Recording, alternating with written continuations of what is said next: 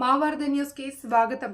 భారీ వరద ప్రమాదానికి నాగార్జున సాగర్ వద్ద శుంకిశాల రిటైనింగ్ వాల్ కూలిపోయింది. దీంతో పంప్ హౌస్ నీట మునిగింది. వారం కిందట ఈ ఘటన జరిగినప్పటికీ అధికారులు గోప్యంగా ఉంచారు.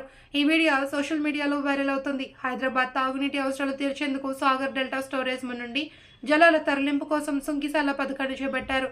సొరంగాల్లో జలాలు రాకుండా రక్షణగా రిటైనింగ్ వాల్ నిర్మించారు.